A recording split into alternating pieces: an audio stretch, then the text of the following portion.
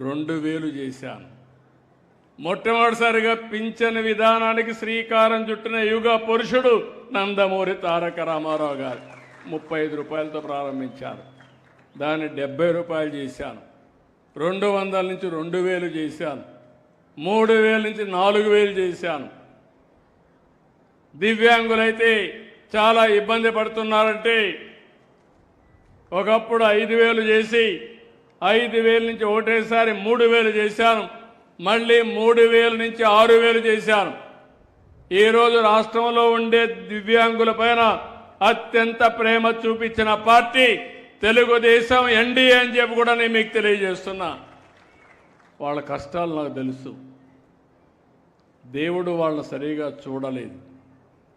అట్లని చెప్పి మానవత్వం లేకుండా మనం కూడా ఆదుకోకపోతే ఎవరు ఆదుకుంటారని చెప్పి అడుగుతున్నా. అందుకే నేను 6000 రూపాయలు చేశాను. ఇంకో పక్క మీరు చూస్తే కొంతమంది అనారోగ్యం పాలై కిడ్నీ పోయి డయాలిసిస్ చేసుకుంటారు, లేకుంటే లెప్రసీ వచ్చి ఇబ్బందుల్లో ఉంటారు. అలాంటి వాళ్లకు 10,000 రూపాయలు ఇచ్చాను. కొంతమంది బెడ్కే పరిమితం అవుతారు. వాళ్ళు లేపాలంటే ఇంకొక మనిషి కావాలి. అందుకే అలాంటి వారికి 15,000 రూపాయలు చేసి మానవత్వాన్ని చూపించిన ఏకైక ప్రభుత్వం ఎన్డీఏ ప్రభుత్వం.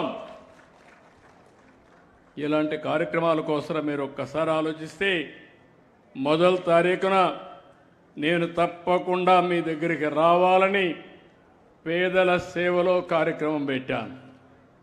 ఈ పేదల సేవలో కార్యక్రమం 2,718 కోట్ల రూపాయలు ప్రతి నెల ఇస్తున్నాం. ఎక్కడా జరగల. నేను సవాలు విసురుతున్నా, ప్రతిపక్షాలకు అడుగుతున్నా, దేశంలో ఏ రాష్ట్రమైనా సరే దగ్గర 64 లక్షల పెన్షన్లు ఇచ్చే రాష్ట్రం ఎక్కడా లేదు. దగ్గర మీరు చూస్తే 33,100 కోట్లు సంవత్సరానికి ఖర్చు పెట్టే ఏకైక ప్రభుత్వం ఎన్డీఏ ప్రభుత్వం ఆంధ్రప్రదేశ్లో ఎక్కడా లేదు. ఇది అయితే అదే మీరు గుర్తుపెట్టుకోవాలి. ఇది పేదలపై నుండే ప్రేమ, అభిమానం. పేదరికంలో ఉండే పేదల్ని మనం ఆదుకోకపోతే ఎవరు ఆదుకుంటారని అడుగుతున్నా. ఒకప్పుడు మీరు ఒకసారి చూస్తే ఎవరైనా చనిపోతే, భర్త చనిపోతే భార్యకు వితంతు పింఛను కూడా ఇచ్చేవాళ్ళు కాదు. నేను ఒకటే పెట్టాను. ఒక పేద కుటుంబం, భర్త చనిపోయాడు, భార్య ఉంది. అలాంటి సమయంలో ఆటోమేటిక్గా ఇవ్వాలని భర్త చనిపోయిన రోజు నుంచే పింఛన్లు ఇచ్చిన ప్రభుత్వం మానవత్వం ఉండే ప్రభుత్వం అని చెప్పి నేను మీకు తెలియజేస్తున్నా. ఇంకో పక్కన ఎక్కడో ఉంటారు, ఆ నెలలో తీసుకోరు, మీకు పింఛన్ ఇవ్వమంటున్నారు. అందుకే పాత విధానం 3 నెలల వరకు మీరు ఎక్కడున్నా మళ్ళీ వచ్చి మీరు పింఛన్ తీసుకునే విధానానికి శ్రీకారం చుట్టిన ప్రభుత్వం ఇదని చెప్పి కూడా నేను మీకు తెలియజేస్తున్నా. ఇంకొక పక్కన దగ్గర ఆ మధ్యకాలంలో కొన్ని పెన్షన్లు ఇవ్వకుండా పోతే 89,778 మంది వితంతువులకు పింఛన్లు ఇవ్వలేదు. అవన్నీ వెరిఫై చేయమన్నా, దరఖాస్తులు పెట్టుకోమన్నా ఈరోజు హామీ ఇస్తున్నా.